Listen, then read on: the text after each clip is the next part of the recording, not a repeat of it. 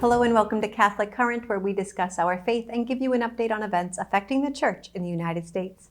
From Washington, D.C., I'm Mara Moser. Today in studio is Archbishop William E of Baltimore and Vice President of the USCCB. Archbishop E led a task force of bishops in recent updates to the bishop's reflection on Catholic teaching and political life, forming consciences for faithful citizenship.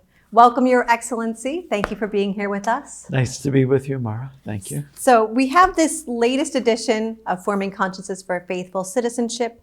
I guess just to start, how are the faithful called to participate in the upcoming elections? In many ways, but I think the first way is to vote. Voting is a duty of citizenship. I think it is an act of genuine patriotism. I think it is also an expression of concern and love for one's fellow citizens. Secondly, we are called to vote conscientiously.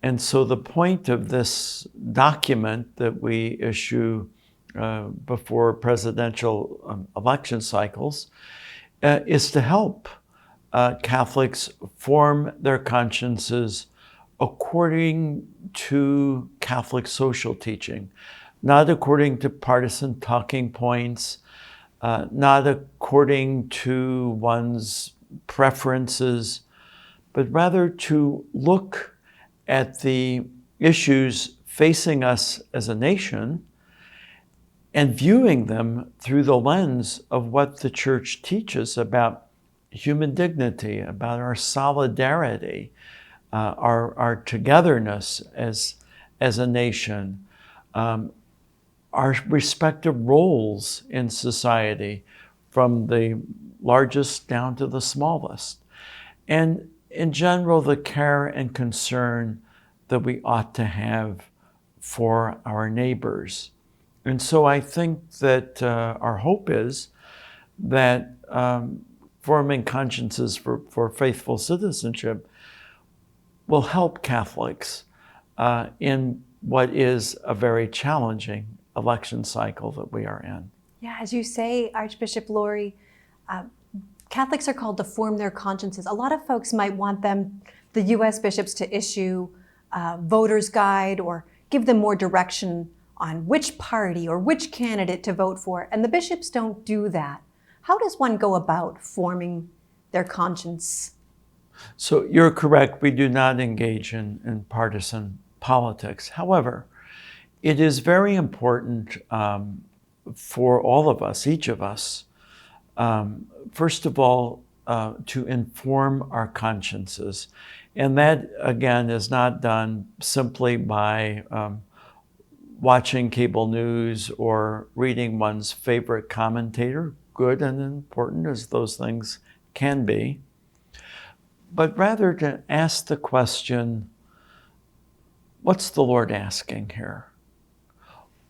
What's the Church saying? What light is the Church's teaching shedding on the events that are facing us?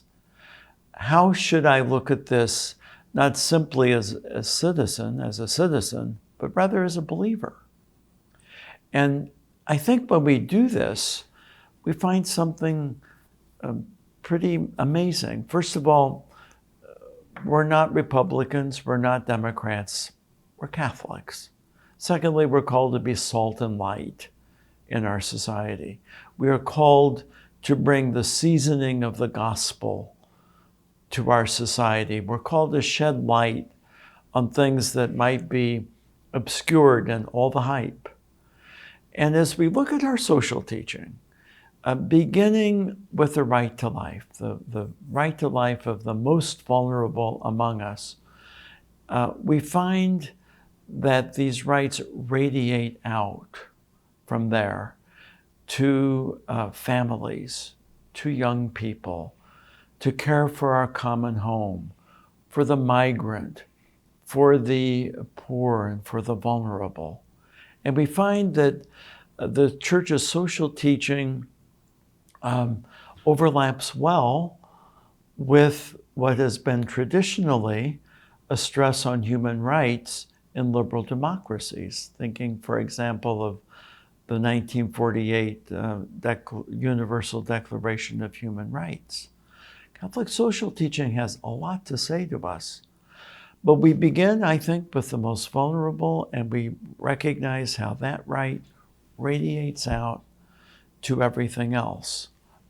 Conversely, you deny the rights of the most vulnerable, you are endangering everybody else's rights. This is a different way of looking at the issues that are facing us.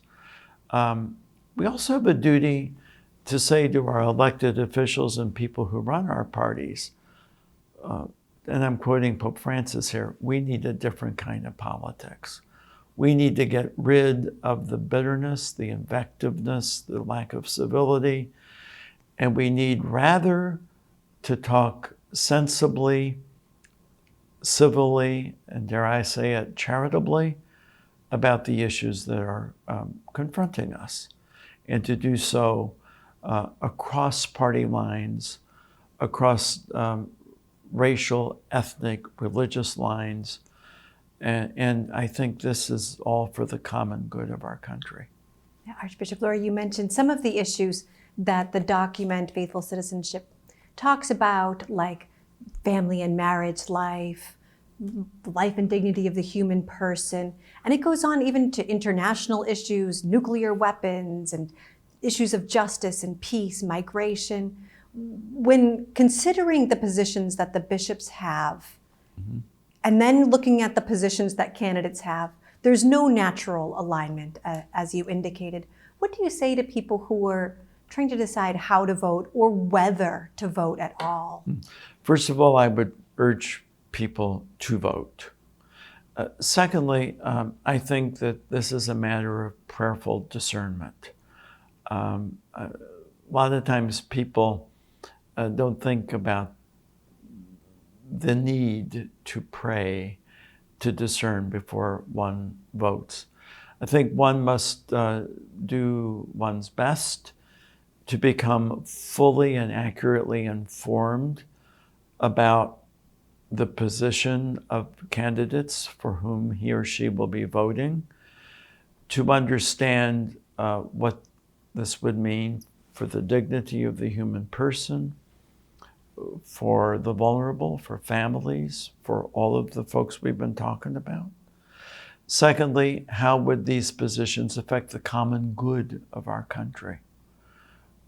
Would it harm the common good or not? Thirdly, I think we have to think about whether a given candidate's positions will just sort of tear us all apart, or will it have a chance of bringing us together. I think we also have to ask ourselves, as members of the church, what would the various positions of candidates do for the life and ministry of the church? Would it impede the freedom of the church, for example, to fulfill its ministries of charity or its ministries of health care or its ordinary operations? So there's a lot to think about here. So I think there's not a quick and easy litmus test, that's true. But I think it is important to really understand what the positions are and compare it with the church's moral and social teaching, to ask oneself, now for whom ought I to vote? You know, it was almost 10 years ago that Pope Francis gave his address to the joint session of Congress. And during that speech, he named 4 Americans. It was Thomas Merton, Abraham Lincoln, Dorothy Day, and Martin Luther King. How does this speech and those examples that he put forth resonate today? I think that the Holy Father has shown a light on our history and on our culture.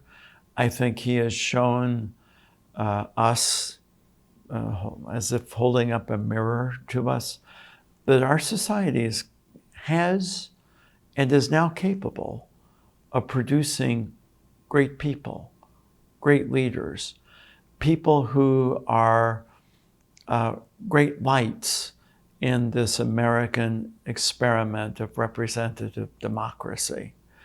I think he also challenges us by that statement to raise up great leaders again. We ought to ask ourselves if the way we go about this, not only every 4 years, but in almost every election, if we're not, in a certain sense, stifling wonderful women and men who ought to be running for office, but who aren't because they don't want to put themselves and their families through such a terrible ordeal and with such a loss of reputation. So I think the Holy Father has shown a light that, yes, this is a country that has produced great leaders. Also important to note is that these were not political leaders. They were, in a certain sense, I mean, they weren't running necessarily for elective office. That also points to the fact that in politics, we have to consider not just who gets elected, but what are the forces, the persons in a culture that help shape that culture and make it either godly and worthy of our infinite human dignity or not so. The Church, the Catholic Church, with our ministries in almost 1,800 parishes, our massive healthcare ministries, our Catholic education, our higher education, we for sure ought to be a major force, not in dominating our culture, but in helping to shape it from within. That is a wonderful use, in fact, a very high use of our religious liberty, which is not a grant of the state, but is a right that is God-given, as are all our authentic human rights. Now, Archbishop Lori, as we move towards the election in November, the vitriol maybe ramping up and the divisiveness might seem to be increasing. How do we stay focused on what's really important? First of all, prayer. When you bring something to prayer, there's no hard and fast guarantee that you're not going to walk out of your prayer and say something divisive, but it surely does lessen the chances. So I think if we Catholics engage in a prayerful, reflective process, and we elevate the conversation, we are contributing to the common good of our country. When we refuse to get drawn in to vitriolic discussions, but rather bring to those discussions both faith and reason, we are rendering a service to ourselves and to our families and to the wider society. And it all begins locally. It begins in one's circle of friends. It begins with one's colleagues, one's family, of course, and radiates outward. And there's an awful lot of Catholics in this country. If we all did it, we could move the needle. We sure could. Thank you so much, Archbishop Lori, for joining us today. I think this is a message that everyone needs to hear, especially in these months ahead. Thank you very much. And thank you for joining us for this edition of Catholic Current. You can find out more about this week's topic by visiting us online at usccb.org or follow us on social media at USCCB. I'm Mara Moser. See you next time.